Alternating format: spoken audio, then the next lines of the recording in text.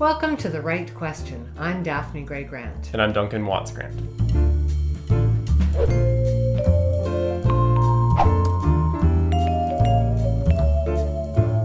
Today we're talking about producing video for your website. We have a question from reader Sue Sullivan from Christchurch, New Zealand.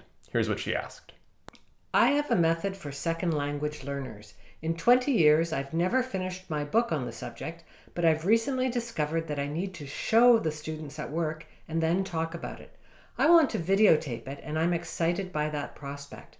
But the process of visual presentation is very different from writing. Do you have any tips? Thanks for the question, Sue. I feel like I'm answering the question under slightly false pretenses because I'm such a newbie to this business. And that's why I've asked Duncan to join me. He's my son, but he's also a professional in video production.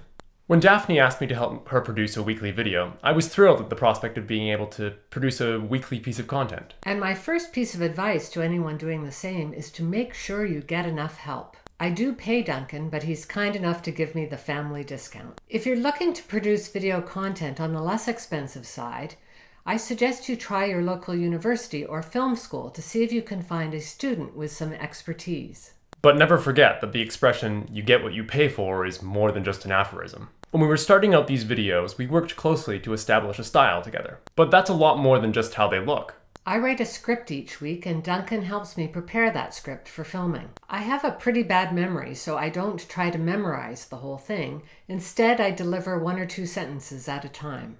It takes time to get used to delivering a script like this. When we first started, it would take us up to an hour to record a 5-minute video. Now we have it down to 15 minutes.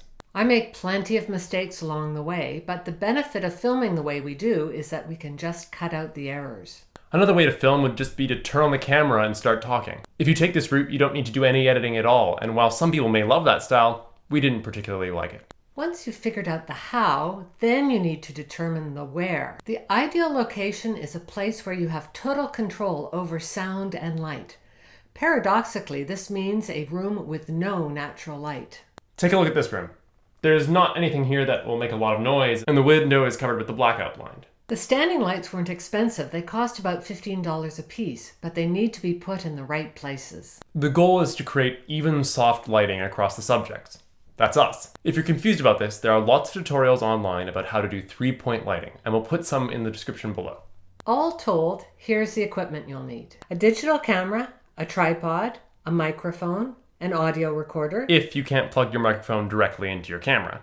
and lights.